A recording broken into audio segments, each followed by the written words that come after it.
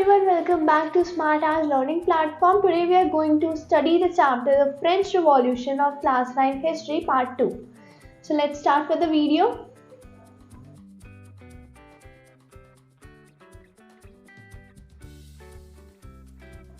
तो जैसा कि हमने लास्ट क्लास में पढ़ा था कि 1774 में लुइस 16 ने असेंड किया था थ्रोन, ठीक है।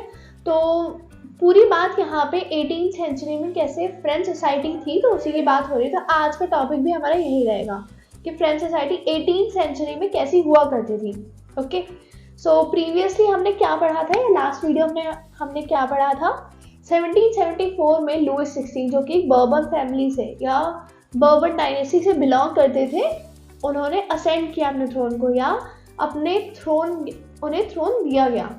Treasury was empty after he became the king. Still have 13 American colonies gained their independence. ठीक है, जब वो राजा बने या लुइस 16 राजा बने, तो उन्होंने क्या पाया कि उनकी पूरी ट्रेजरी, जो खजाना था उनका, वो पूरा खाली था। ठीक है, उसके बाद भी इन्होंने जो 13 अमेरिकन कॉलोनीज थी उनकी हेल्प की इंडिपेंडेंस दिलाने में। किससे? ब्रिटेन से। ठीक है, which resulted the state gaining 1 billion livres debt along with other 2 billion livres. ठीक है, तो 2 बिलियन लिवर्स का ऑलरेडी उनके ऊपर डेप्ट चल रहा था। उसके बाद ये जो वॉर हुआ अमेरिकन कॉलोनीज को छुड़ाने में, जो वॉर हुआ उसमें 1 लिवर डेप्ट और इन पे चढ़ गया। ठीक है, फिर लैंडर्स ने उस पर क्या चार्ज करना शुरू कर दिया, 10% इंटरेस्ट चालू कर दिया लगाना। Force to increase taxes to meet normal expenses such as maintaining army court etcetera. ठीक है, जो वर्सलीज में जो एक्स्ट्रावेगेंट कोड था उसको मेंटेन करने की जिम्मेदारी भी किसकी थी? किंग की थी। ठीक है, यहाँ पे ट्रेजरी एम्प्टी थी और उसको मेंटेन करने के लिए क्या चाहिए था? पैसा। ठीक है, और जो भी जरूरत जो नॉर्मल चीज, जो नेसेसिटीज थी उनकी, जैसे कि कोर्ट को मतलब मेंटेन करके रखना, आर्मी को मेंटेन करके रखना। आर्मी मेंटेन नहीं करेंगे तो दूसरा देश कोई भी, दूसरा किंगडम कोई भी अटैक करके उनका किंगडम हथिया लेता। तो ऑब्वियसली उन्हें आर्मी भी अपनी स्ट्रॉन्ग करनी थी। ठीक है, उसे मेंटेन करके रखना था। फिर इसकी मतलब इसका इन लोगों के पास क्या ही सोल्यूशन बचा कि ये टैक्स इंक्रीज कर देंगे। ठीक है, तो टैक्स अब यहाँ पे कौन देता था? 3 ई स्टेट थी, फर्स्ट ई स्टेट, सेकेंड ई स्टेट और थर्ड ई स्टेट। फर्स्ट ई स्टेट में कौन आता था? क्लर्जी। सेकेंड ई स्टेट में कौन आता था? नोबिलिटी। और थर्ड ई स्टेट में कौन आते थे? Rich businessman, artisans, lawyers. ठीक है, ये सारे किस में आते थे? हमारे पीजेंट्स, थर्ड ई स्टेट में। ठीक है, तो सिर्फ किसे यहाँ पे करना पड़ता था, यहाँ पे टैक्स पे करना पड़ता था सिर्फ थर्ड ई स्टेट को। ठीक है, तो ये हमने लास्ट टाइम पढ़ा था। So let's start with the video. A growing middle class envisages an end to privileges. In the past, peasants and workers had participated in revolts against increasing taxes and food scarcity, but they lacked the means that programs to carry out full-scale measures that would bring about a change in the social and economic order. ठीक है, past में क्या था, या आप ये कह सकते हो, तो इन्होंने ब्रेड के लिए, जो ब्रेड इन पे नहीं मिल पा रही थी या उसके प्राइस बढ़ गए थे ब्रेड के, तब उन लोगों ने जो प्रोटेस्ट किया था उसमें किसने पार्टिसिपेट किया था? यहाँ पे पीजेंट्स ने, वर्कर्स ने। ठीक है, इन्होंने पार्टिसिपेट किया था रिवोल्ट में, जो किसके अगेंस्ट था? इंक्रीजिंग टैक्सेस के और फूड स्कार्सिटी के। ठीक है, यहाँ पे जैसे लास्ट टाइम हमने पढ़ा था कि इंक्रीज टैक्सेस यहाँ पे क्यों बोला गया है। लास्ट वीडियो में हमने देखा था कि कंडीशन बहुत ही बुरी हो जाती है यहाँ पे, क्योंकि ट्रेजरी यहाँ पे एम्प्टी थी किंग के पास और उनको मजबूरन यहाँ पे टैक्स बढ़ाने पड़ते हैं। ठीक है, और टैक्स भी वो किससे ले रहे थे? रिच बिजनेसमैन से या थर्ड ई स्टेट से। ठीक है, थर्ड ई स्टेट से वो सारे पैसे ले रहे थे, या कह सकते हैं कि टैक्स ले रहे थे। सारे टैक्स मतलब थर्ड ई स्टेट के लोग ही पे किया करते थे। ठीक है, उसमें कुछ गिने चुने टैक्सेस थे जो कि कौन पे किया करता था? सिर्फ पीजेंट्स पे किया करते थे। ठीक है, यहाँ पे पीजेंट्स को भी मतलब इतनी उनकी इनकम नहीं थी कि यहाँ पे टैक्स देने की स्थिति में बचे। ठीक है, तो इसलिए मजबूरन उन्हें भी यहाँ पे टैक्स तो उन्हें देना ही पड़ता था। तो फिर क्या उनके पास ऑप्शन बचा कि वो रिवोल्ट करें किंग के अगेंस्ट कि आप हमसे पैसा क्यों ले रहे हो, और ले भी रहे हो तो आपने इंक्रीज क्यों कर दिए टैक्स। ठीक है, अब फूड स्कार्सिटी, फूड यहाँ पे जो कि ब्रेड के प्राइस इतने बढ़ गए थे, उसका प्रोडक्शन इतना कम चल रहा था, पैसे ही नहीं थे क्योंकि स्टेट के पास, तो उसका प्रोडक्शन इतना मतलब बेकार चल रहा था कि ब्रेड प्रोड्यूस नहीं हो पा रही थी, उसके लिए उन्होंने क्या कर दिया कि ब्रेड के प्राइस भी बढ़ा दिए थे। तो एक तो टैक्स बढ़ा दिया, ऊपर से ब्रेड बढ़ा दी, ठीक है। तो दोनों तरफ से ही मतलब पीजेंट्स और आर्टिसंस वगैरह बहुत परेशान हो गए थे, वर्कर्स वगैरह थे बहुत परेशान हो गए थे। तो उन्होंने किस में पार्टिसिपेट करना शुरू कर दिया, रिवोल्ट्स में। But they lacked the means and programs to carry out full-scale measure that would bring about a change in the social and economic order. ठीक है, उन्होंने रिवोल्ट्स तो किए, पर यहाँ वो कुछ लैक कर रहे थे, यहाँ वो कुछ भूल रहे थे। क्या?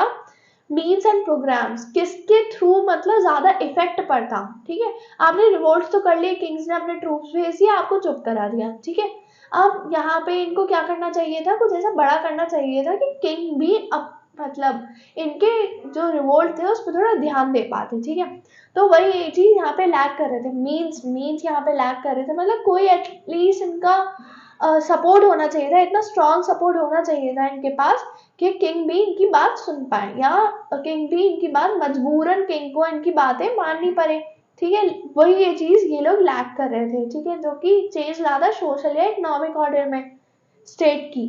This was left to those groups within the third state who had become prosperous and had access to education and new ideas. ठीक है, अब लास्ट में इन लोगों के पास क्या बचा, वो जो मीन्स और ये जो प्रोग्राम्स जो ये लोग लैक कर रहे थे, उसके लिए अब इन लोगों को किसके पास जाना पड़ा, उन लोगों के पास जो कि बहुत ही ज्यादा प्रॉस्परस है। थर्ड ई स्टेट में वो लोग जो कि बहुत ही ज्यादा प्रॉस्परस थे, जैसे कि रिच बिजनेसमैन। ठीक है, रिच बिजनेसमैन लास्ट में हमने पढ़ा था ना कि थर्ड ई स्टेट में आते हैं, तो इनको उनके पास जाना पड़ा। लॉयर्स थे, जो रिच बिजनेसमैन थे, जो कि ये सब चीजें अफोर्ड कर सकते थे, ये रिवॉर्ड्स वगैरह अफोर्ड कर सकते थे। ठीक है, और उनके पास एक्सेस टू एजुकेशन के लिए, क्योंकि उनके पास इतना पैसा था कि एजुकेशन ले सके और सही गलत का पता लगा सके। ठीक है, और पीजेंट्स और वर्कर्स के पास तो मतलब बचता ही नहीं था। अगर आप ये सोचो कि वो अपना भी कल्टीवेट करें, उसका भी वो टैक्स पे किया करते थे। ठीक है, कल्टीवेशन कर रहे हैं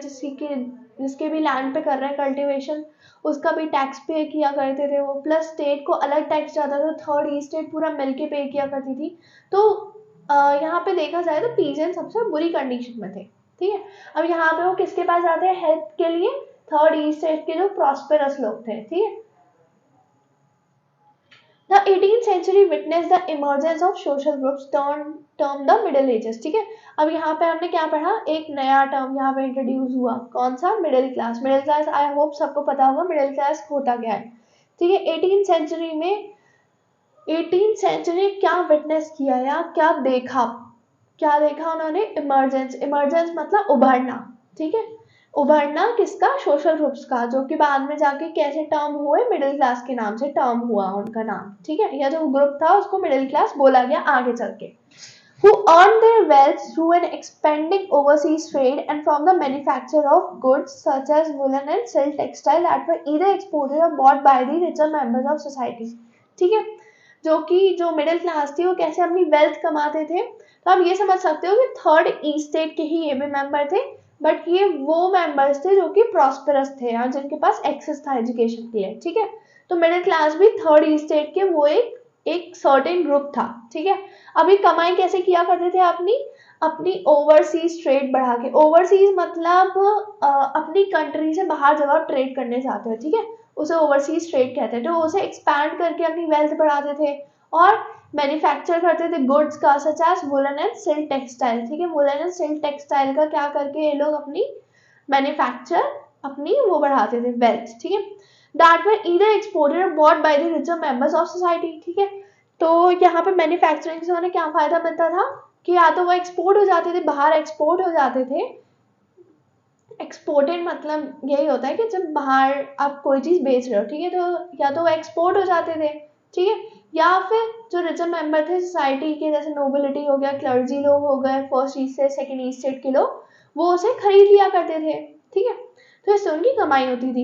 इन addition to merchants and manufacturers, the third estate included profession such as lawyers और एडमिनिस्ट्रेटिव ऑफिशियल्स। ठीक है, अब ये मर्चेंट्स और मैन्युफैक्चरर्स के अलावा जो कि मिडिल क्लास में आते हैं दोनों ही, और थर्ड ई स्टेट के भी मेंबर हैं। ठीक है, ग्रुप एक कह सकते हैं एक सर्टेन ग्रुप था। ठीक है, जो मिडिल क्लास हमने पढ़ा वो एक सर्टेन ग्रुप था जो कि थर्ड ई स्टेट का ही मेंबर था।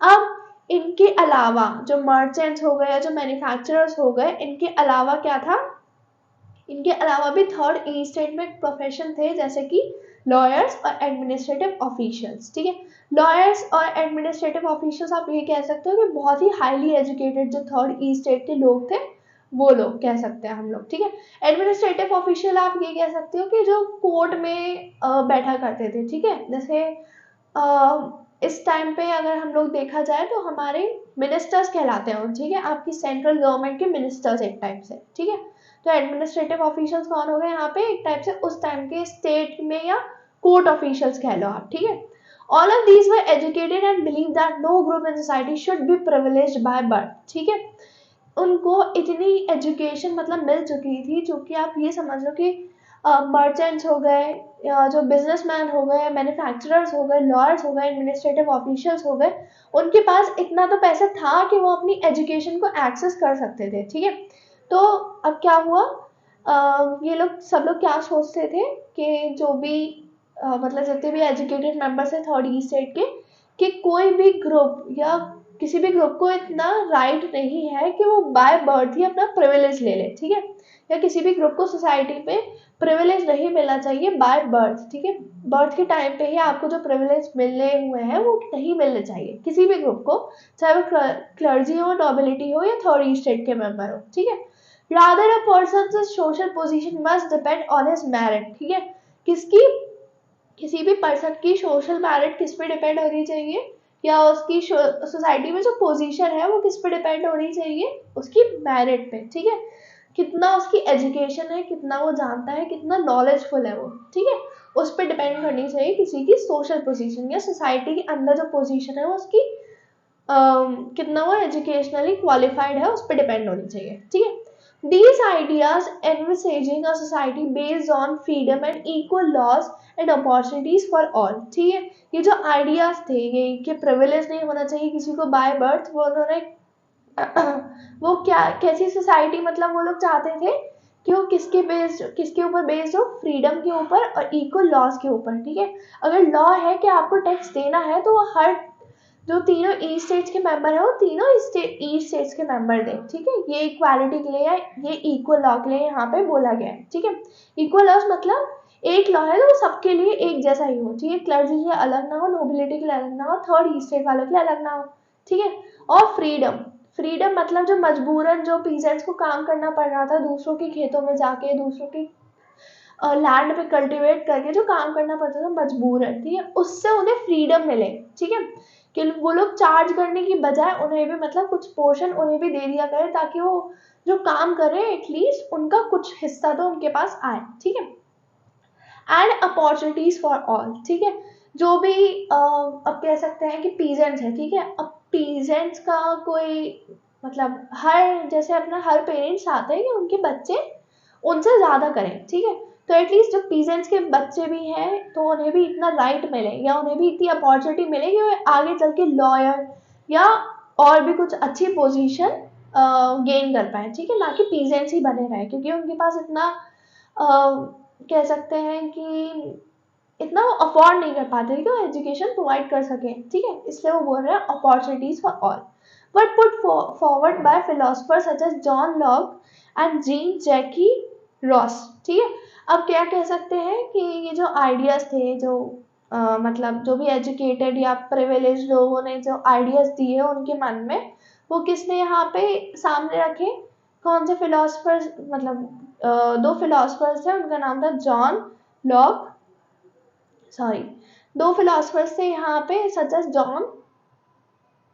John Locke and Jean Jacques Rousseau. ठीक है, in his two treatise of government, Locke sought to refute the doctrine of the divine and absolute right of the monarch। ठीक है, अब जो इन्होंने जो अपनी जो भी फिलोसफी वाली बुक लिखी थी, क्या नाम से, टू ट्रीटीज ऑफ गवर्नमेंट। ठीक है, लोग ने क्या कहा कि उन्होंने ये चीज को रिफ्यूट किया। ठीक है, ये जो क्या बोलते हैं, मोनार्की ने जो अपनी पावर ये जो गलत तरीके से जो इस्तेमाल कर रहे थे उसको इन्होंने बिल्कुल ही रिफ्यूट किया। रिफ्यूट किया मतलब बिल्कुल ही उसके अगेंस्ट है। ठीक है, कि ये जो लॉ बना रखा है कि थर्ड ई स्टेट वाले ही लोग ये पे करेंगे, उसके वो बिल्कुल अगेंस्ट थे। ठीक है, या जो मोनार्की अपनी चला रहा था या किंग जो थे उनके पास एटलीस्ट इतनी पावर तो थी कि वो ये लॉ चेंज कर सकते थे, तब भी वो चेंज नहीं कर रहे थे, ऊपर से टैक्सेस भी बढ़ाते जा रहे थे, ठीक है। तो इसके मतलब बहुत अगेंस्ट थे, जॉन लॉक जो थे वो इसके बहुत अगेंस्ट थे, ठीक है। Rose carried the idea forward, proposing a form of government based on a social contract between people and their representative, ठीक है। अब जो दूसरे फिलोसफर थे जो अभी हमने पढ़ा था, जीन जैकिस रॉस, ठीक है, उन्होंने क्या मतलब सामने रखी, क्या चीज सामने रखी उन्होंने, कि जो गवर्नमेंट है, ठीक है, जो भी मोनार्की है, कोई भी टाइप की गवर्नमेंट है, वो किस फॉर्म में आ जाए, अब उनके बीच में जो उनके जो सिटीजन है उनके बीच में एक स्पेशल कॉन्ट्रैक्ट बन जाना चाहिए, ठीक है। तो उन्होंने ये आइडिया मतलब सामने रखा अपनी फिलोसफी की बुक में, ठीक है। In the spirits of the laws, Montesquieu proposed a division of power within a government between the legislative, the executive and the judiciary, ठीक है। आज भी अगर आप देखो तो अगर आपने पॉलिटिकल साइंस थोड़ी सी भी पढ़ी हो, ठीक है, उसमें मेंशन है कि हमारी जो गवर्नमेंट है वो डेमोक्रेटिक गवर्नमेंट है, ठीक है। और इसमें भी ये वाला जो चीजें हैं, ये नए टर्म्स उस समय इंट्रोड्यूस हुए थे फ्रेंच रिवॉल्यूशन के दौरान, ठीक है। The legislature, the executive and the judiciary, ठीक है। ये वाले जो टर्म थे वो कब इंट्रोड्यूस हुए थे, फ्रेंच रिवॉल्यूशन के टाइम पे इंट्रोड्यूस हुए थे, जो आज भी बहुत सारे constitution all around the world की कॉन्स्टिट्यूशन यूज करते हैं, ठीक है। तो किसने अपनी बुक में सामने रखे थे, मोंटेस्क्यू ने, ठीक है। उन्होंने क्या बोला था कि फ्रांस में अब ऐसी पावर इंट्रोड्यूस हो जानी चाहिए, ऐसी गवर्नमेंट इंट्रोड्यूस हो जानी चाहिए जहाँ पे पावर का डिवीजन हो जाए, एक अकेले स्टेट के पास ही पावर ना बचे, और भी जो मतलब लोग हैं उनके पास भी थोड़ी थोड़ी पावर शिफ्ट हो जाए, ठीक है। जिससे किंग अकेला मतलब अगर हैंडल नहीं कर पा रहा है तो 3 अगर ग्रुप में वो बढ़ भी जाएगा तो वो हैंडल हो जाएगा, ठीक है। अब उन्होंने ये बोल दिया डिवीजन ऑफ पावर, ठीक है, ये बहुत इंपॉर्टेंट पॉइंट है, मोंटेस्क्यू ने बोला था, ये आप याद रखिएगा, ठीक है। This model of government was put into force in the USA after the 13 colonies declared their independence from Britain, ठीक है। अब ये जो इन्होंने अपनी बुक लिखी थी in the spirits of law, ठीक है, मोंटेस्क्यू जो उन्होंने प्रपोज किया था, ये जो चीज लेजिस्लेचर, एग्जीक्यूटिव और जुडिशरी जैसी गवर्नमेंट होनी चाहिए, या ऐसी डिवीजन ऑफ पावर हो जाना चाहिए, वो कब किसने अपने अंदर किसकी गवर्नमेंट ने अपने अंदर एग्जीक्यूट कर लिया था अपने ही कंट्री में, यूएस की गवर्नमेंट है, ठीक है। कब, जब 13 कॉलोनीज जो थी उनके उन्होंने डिक्लेयर कर दिया था फ्रीडम या इंडिपेंडेंस डिक्लेयर कर दी थी ब्रिटेन से, ठीक है। यूएसए ने ये चीज अपने यहाँ लागू कर दी थी, ठीक है, जब 13 कॉलोनीज को इंडिपेंडेंस मिल गई ब्रिटेन से। The American constitution and guarantee of individual rights was an important example of political thinkers in France, ठीक है। ये एक बहुत ही अच्छा एग्जाम्पल था उन लोगों के लिए जो फ्रांस में, उन लोगों के लिए जो कि पॉलिटिकली या पॉलिटिक्स में बहुत ज़्यादा इंटरेस्ट रखते थे, ठीक है। उन लोगों के लिए बहुत ही अच्छा एग्जाम्पल था। कौन सा एग्जाम्पल था, अमेरिकन कॉन्स्टिट्यूशन ने जो अपने अमेरिका ने जो अपने कॉन्स्टिट्यूशन में ये जो राइट दे दिए थे, इंडिविजुअल राइट, ठीक है, कि हर क्लास को या क्या बोल सकते हैं, फ्रांस के हिसाब से देखा जाए तो हर एक स्टेट को इक्वल पावर मिली हुई है, ठीक है, सबके पास इंडिविजुअल राइट्स है अपनी अपनी, ठीक है।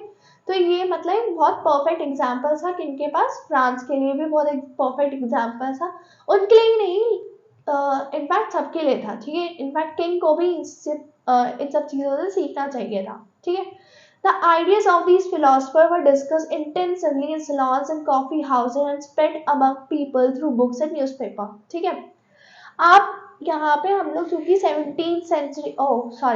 18th सेंचुरी की बात कर रहे हैं, तो इतना हम लोग समझ सकते हैं कि उस समय लोग कम्युनिकेट करने के लिए या फिर कोई भी अगर न्यूज़ फैलानी होती थी, ठीक है, तो उसके लिए बुक्स या न्यूज़पेपर का ही इस्तेमाल करते थे, ठीक है।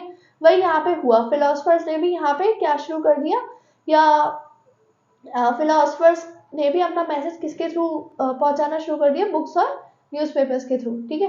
तो कहाँ यहाँ पे डिस्कस होने लगे, ये जो आइडियाज थे फिलोसफर ने जो दिए थे आइडियाज, वो कहाँ डिस्कस होने लगे, सलॉन्स में, कॉफी हाउसेस में, ठीक है, और लोगों में फैलते गए, ठीक है। These were frequently read aloud in groups for the benefit of those who could not read and write, ठीक है। अब जो पढ़ लिख नहीं पाते थे, जो ज्यादा एजुकेटेड नहीं थे, पीजेंट्स वगैरह जैसे, तो उनके लिए ये जो मैसेजेस थे वो पढ़े जाते थे जोर से, ठीक है, ताकि वो लोग भी समझ पाए, या वो लोग भी एटलीस्ट उनके पास भी इतना नॉलेज हो उनके पास कि हाँ क्या यहाँ पे बोला जा रहा है, ठीक है, या लोग क्या डिस्कस कर रहे हैं और क्या यही चीज जो कि आगे वो लोग चाहते हैं लागू हो, ठीक है। तो सबको पता चले इसलिए उन्होंने क्या शुरू कर दिया, सबको बताना शुरू कर दिया जोर जोर से चिल्ला चिल्ला के, ठीक है, जो पढ़ लिख नहीं पाते थे उनके लिए।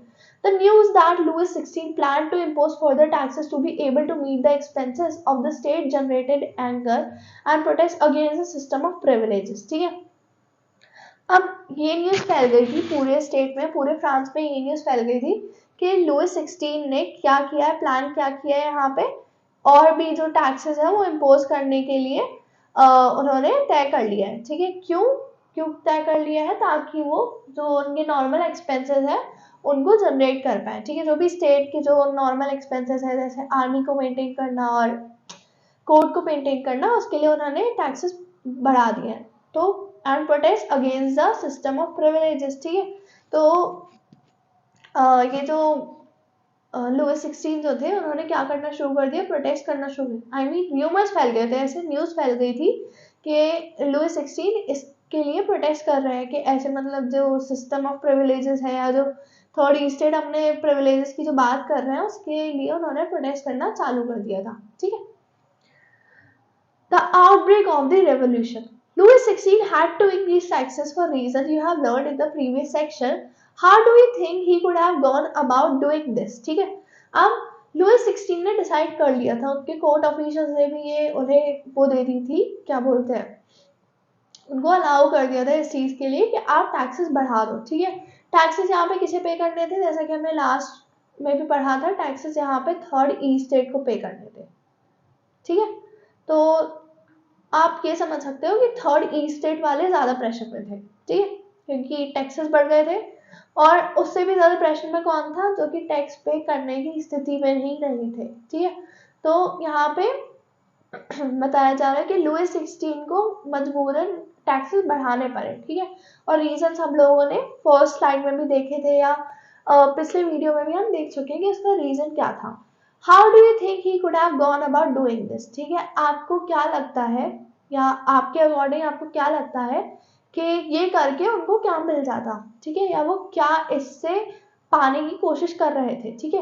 In France of the old regime जैसे कि मैंने आपको बताया था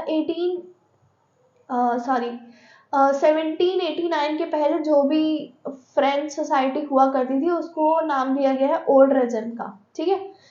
In France of the old regime, the monarch did not have the power to impose taxes according to his will alone, ठीक है। अब जैसा कि अगर आपने किंग के बारे में या इनफैक्ट इंडिया में भी जो पुराने किंग हुआ करते थे उनके पास, उनके अकेले के पास इतना डिसीजन राइट नहीं हुआ करता था कि वो अकेले कोई बड़ा डिसीजन ले लें, ठीक है। उनको भी अपने कोर्ट ऑफिशियल से पूछ के कोई डिसीजन सिटीजन्स पे लगाना होता था, ठीक है। कोई भी बड़ा डिसीजन वो ले रहे होते थे उससे पहले उन्हें कोर्ट ऑफिशियल से पूछना पड़ता था, ठीक है। तो यहाँ पे भी सेम था, फ्रांस में भी यही सेम चीज थी ओल्ड रेजिम के दौरान कि मनार्क के अकेले के पास इतना राइट नहीं था कि इतना इम्पोर्टेंट डिसीजन, टैक्स बढ़ाने का इतना इम्पोर्टेंट डिसीजन अपने आप ले पाते, ठीक है। Rather, he had to call a meeting of the East States General, which would then pass his proposal for new taxes, ठीक है। अब जैसा कि हमारी गवर्नमेंट में होता है, ठीक है, अगर कोई लॉ कॉन्स्टिट्यूशन में कोई अमेंडमेंट करना होता है, ठीक है, क्या कोई नया लॉ पास करना होता है, तो क्या होता है यहाँ पे लोकसभा में बिल दिया जाता है, ठीक है। बिल अगर पास हो रहा है तो वो लॉ पूरे इंडिया में चलेगा, वरना वो लॉ वहीं पे डिसमिस हो जाता है, ठीक है। तो यहाँ बिल डिसमिस हो जाता है, लॉ नहीं, बिल डिसमिस हो जाता है, ठीक है। तो यही सेम चीज यहाँ होती है, मोनार्की अकेले ही या किंग अकेले ही कोई बड़ा डिसीजन नहीं ले सकता। इसके लिए उन्हें क्या करना पड़ता था, मीटिंग बुलानी पड़ती थी ई स्टेट्स जनरल की। लास्ट टाइम में टाइमलाइन में हमने पढ़ा था ई स्टेट्स जनरल को बुलाया गया था ना, तो वही ई स्टेट्स जनरल की मीटिंग बुलानी पड़ती थी उन्हें, किसके लिए, अपने कोई भी प्रपोजल को पास कराने के लिए, ठीक है। कोई भी XYZ कोई भी प्रपोजल हो वो उसको पास कराने के लिए क्या मीटिंग बुलानी पड़ती थी, मोनार्की को या किंग को, ई स्टेट जनरल की, ठीक है। जब तक वो पास नहीं करेंगे तब तक उनका प्रपोजल आगे नहीं बढ़ेगा, ठीक है। तो किंग को यहाँ पे क्या करना पड़ा, मीटिंग बुलानी पड़ी ई स्टेट जनरल की, ठीक है। which would then pass his proposal for his new taxes। ठीक है, वहां पे किंग वहां पे प्रपोज करते हैं, ईस्ट स्टेट जनरल की मीटिंग में प्रपोज करते हैं नए टैक्स बढ़ाने के लिए। The estate general was a political body to which the three estate sent their representatives. ठीक है, अब ईस्ट स्टेट यहाँ पे क्या था, ईस्ट स्टेट एक पॉलिटिकल बॉडी थी, ठीक है, जिसमें तीनों ईस्ट स्टेट्स के रिप्रेजेंटेटिव्स आते थे। ठीक है, अब ईस्ट स्टेट जनरल भी, अब जैसे लोकसभा है, ठीक है, लोकसभा में हमारे जो प्राइम मिनिस्टर हैं, ठीक है, क्या आप ऐसे समझ लो बहुत सारी कंट्रीज इकट्ठी हुई, जैसे G20 की अभी मीटिंग हुई थी, G20 की मीटिंग में मतलब बहुत सी कंट्रीज से लोग वो प्राइम मिनिस्टर, प्रेसिडेंट वगैरह सब आए थे। ठीक है, तो कौन थे वो, अपनी कंट्री के रिप्रेजेंटेटिव्स थे। ठीक है, अब पूरी कंट्री तो कोई उठाने, कोई भी डिसीजन आपको लेना हो तो आप पूरी कंट्री तो उठा के ला नहीं सकोगे कहीं पे। ठीक है, इसलिए क्या भेजना पड़ता है आपको, एक रिप्रेजेंटेटिव भेजना पड़ता है। ठीक है, क्या भेजना पड़ता है, रिप्रेजेंटेटिव। ठीक है, जैसा कि यहाँ पे लिखा हुआ है, ईस्ट स्टेट जनरल में भी तीनों ईस्ट स्टेट्स ने अपने रिप्रेजेंटेटिव भेजे। ठीक है, अब जैसे इंडिया है, ठीक है, इंडिया का रिप्रेजेंटेटिव बाहर की, अगर हम पूरे ऑल ओवर द वर्ल्ड की बात कर रहे हैं तो इंडिया का रिप्रेजेंटेटिव कौन है, नरेंद्र मोदी सर। ठीक है, तो अब क्या होता है यहाँ पे, सही सेम चीज थी कि अपने अपने रिप्रेजेंटेटिव, जैसे हमने अपनी कंट्री से, हमारी कंट्री से नरेंद्र मोदी सर गए रिप्रेजेंटेटिव बन के, वैसे ही ईस्ट स्टेट जनरल में क्या कौन कौन जाता था, हर ईस्ट स्टेट से कोई ना कोई रिप्रेजेंटेटिव बन के जाता था ईस्ट स्टेट जनरल की मीटिंग में। ठीक है, however the monarchy alone could decide when to call a meeting of this body. ठीक है, लेकिन अकेले मोनार्की के पास ही पावर थी कि कब इन मीटिंग को बुलाना चाहिए। ठीक है, जब भी कोई डिसीजन पास करना होता था, ठीक है, तो किंग बुलाते थे मीटिंग को, सिर्फ किंग के पास ये राइट थी कि वो मीटिंग बुला सकते थे, किसकी, ईस्ट स्टेट जनरल की। ठीक है, the last time it was done was in 1614। ठीक है, इससे पहले ये जो बिल पास हो रहा था उससे पहले वाली जो मीटिंग थी वो कब हुई थी, 1614 में, जब आप समझ सकते हो कि इस समय लीज 16 बॉर्न भी नहीं हुए थे। ठीक है, और May 5 1789 टाइमलाइन में हमने पढ़ा था 1789 में मीटिंग बुलाई गई थी। Louis 16 called together an assembly of the East State General to pass proposal for new taxes। ठीक है, जो नए टैक्सेस वो इम्पोज करने वाले थे, या जो नए टैक्सेस वो जो पुराने टैक्सेस थे उस पर कुछ इंक्रीज करने वाले थे, उसके लिए लुइस 16 को क्या बुलानी पड़ी, एक ईस्ट स्टेट की मीटिंग। ठीक है, क्योंकि जब तक वो पास नहीं करेंगे तब तक वो बिल का बिल ही रह जाएगा, लॉ नहीं बनेगा। ठीक है, जैसे कि मैंने लोकसभा का एग्जाम्पल दिया था आपको। ठीक है, यही सेम चीज यहाँ पे होगी, लुइस 16 ने अगर ईस्ट स्टेट जनरल से ये पास करवा लिया है, जो टैक्स का जो प्रपोजल था वो पास करवा लिया, तो ये एक लॉ बन जाएगा जो कि नए टैक्सेस बढ़ा देगा या टैक्सेस में बढ़ोतरी कर देगा, कुछ नए और नए टैक्सेस बढ़ा देगा। ठीक है, A resplendent hall in Versailles was prepared to host the delegates। ठीक है, अभी हम लोग कुछ दिनों पहले लास्ट वीडियो में हमने पढ़ा था कि किंग को एक कोर्ट मेंटेन करना था, एक्स्ट्रा वेगेंट बहुत आलीशान कोर्ट मेंटेन करना था, जो कि कहाँ पे था, वर्सलीज में। ठीक है, लास्ट वीडियो में ही हमने पढ़ा था। ठीक है, जो कि कहाँ पे था, वर्सलीज में। ठीक है, वो हॉल प्रिपेयर किया गया किसके लिए, उन डेलीगेट्स को होस्ट करने के लिए। ठीक है, क्योंकि किंग होस्ट कर रहे थे तो उन्होंने वो कोर्ट चुना ईस्ट स्टेट जनरल की मीटिंग के लिए। ठीक है, अब the first and second estate sent 300 representative each. ठीक है, अब आप क्या समझो, जो फर्स्ट ईस्ट स्टेट था या जो क्लर्जी ईस्ट स्टेट था वहां से कौन कौन आया था, फर्स्ट ईस्ट स्टेट 300। ठीक है, फिर सेकेंड ईस्ट स्टेट से भी 300। ठीक है, सेकेंड ईस्ट स्टेट से भी 300। अब who were seated in rows facing each other on two sides। ठीक है, while the 600 members of the third east state had to stand at the back। ठीक है, अब थर्ड ईस्ट स्टेट ने कितने भेजे थे अपने, 600 मेंबर्स। ठीक है, जो कि फर्स्ट ईस्ट स्टेट और सेकेंड ईस्ट स्टेट दोनों को मिला के थे। ठीक है, 300 300 600। ठीक है, अब अकेले थर्ड ईस्ट स्टेट के पास थे 600 रिप्रेजेंटेटिव, और क्लर्जी और नोबिलिटी लोगों के पास थे अपने 300 ईच, मतलब एक ईस्ट स्टेट में एक ईस्ट स्टेट से 300 लोग आए थे एज अ रिप्रेजेंटेटिव। ठीक है, कहाँ पे, ईस्ट स्टेट जनरल में, ठीक है, ये ईस्ट स्टेट जनरल की जो मीटिंग थी उसमें, ठीक है। अब इसका जो कोर्ट था, इतना एक्स्ट्रावेगेंट कोर्ट था वो वर्सलीज का, इतना मतलब आलीशान टाइप का। तब भी वहां पे क्या स्थिति थी, जो फर्स्ट 2 ईस्ट स्टेट्स के लोग थे, ठीक है, उनके ऑल द 300 रिप्रेजेंटेटिव्स थे, पर फिर भी उन्हें कहाँ बिठाया गया, आगे की सीट्स पे, ठीक है। या आप कह सकते हो कि उन्हें जो कोर्ट था उसके अंदर उन्हें सीट मिली, लेकिन जो 600 मेंबर्स गए थे या 600 रिप्रेजेंटेटिव गए थे थर्ड ईस्ट स्टेट्स के, उन्हें कहाँ खड़ा होना पड़ा, पीछे, ठीक है, जहाँ पे वो लोग बैठे हुए थे नोबिलिटी और क्लर्जी के रिप्रेजेंटेटिव, उससे भी पीछे उन्हें खड़ा होना पड़ा, ठीक है, मतलब उनके लिए सीट्स भी नहीं थी। इतना आप कह सकते हो, इतना डिस्क्रिमिनेशन था उनके लिए, ठीक है। The third estate was represented by its more prosperous and educated members, ठीक है। थर्ड ईस्टेट में जैसा हमने पढ़ा था कि थर्ड ईस्टेट में बिजनेसमैन, मर्चेंट्स और मैन्युफैक्चरर्स, ठीक है, लॉयर्स, एडमिनिस्ट्रेटिव ऑफिशियल्स, ये सब आते थे, ठीक है। तो इन्हीं गिनी चुने लोगों से जो कि बहुत हाईली एजुकेटेड थे, उनको भेजा गया थर्ड ईस्ट स्टेट से, ठीक है, रिप्रेजेंटेशन के लिए। बहुत ही प्रॉस्पेरस मतलब बहुत ही पैसे वाले और बहुत एजुकेटेड मेंबर्स थे, उन्हें भेजा गया थर्ड ईस्ट स्टेट के, मतलब थर्ड ईस्टर्न ने उन्हें भेजा अपनी तरफ से, ठीक है, रिप्रेजेंट करने के लिए। Peasants, artisan and women were denied entry to the assembly, ठीक है। अब पीजेंट्स, आर्टिजन और जो औरतें थी उस समय की वुमेन, उन्हें एंट्री के लिए परमिशन ही नहीं थी, ठीक है। तो पीजेंट्स तो आप भूल ही जाओ कि पीजेंट्स उस समय एज अ रिप्रेजेंटेटिव जाते या रिप्रेजेंट करने के लिए जाते। कुछ पीजेंट्स हमने पढ़ा था लास्ट टाइम भी कि 90% पॉपुलेशन होने के बाद भी मतलब कुछ पीजेंट्स ही ऐसे हैं जिनके पास अपना लैंड है। तो आप ये समझ सकते हो कि कुछ ही पीजेंट ऐसे थे जो प्रॉस्पेरस टाइप में आते थे, ठीक है, प्रॉस्पेरस ग्रुप में आते थे, ठीक है।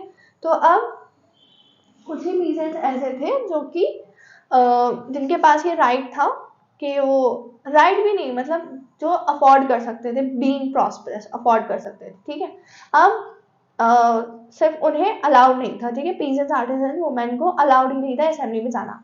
However, their grievances and demands were listed in some 40,000 letters which were the representatives had brought with them, ठीक है। अब उन्होंने अपनी जो शिकायतें थी उनकी, ठीक है, जो किंग से उन्हें बात करनी थी, उन्होंने वो अपनी 40,000 लेटर्स में लिख के भेजी अपने रिप्रेजेंटेटिव्स के साथ। जो रिप्रेजेंटेटिव गए थे ईस्ट स्टेट जनरल की मीटिंग में, ठीक है, उन रिप्रेजेंटेटिव के साथ भेजी थी अपनी 40,000 लेटर्स भेजे थे, ठीक है। तो रिप्रेजेंटेटिव अपने साथ लेके आए थे, ठीक है, ताकि वो डिस्कस कर सके, ठीक है। तो आज हम लोग यहीं तक रखते हैं, बाकी का हम लोग कल पढ़ेंगे, ठीक है। Okay, thank you.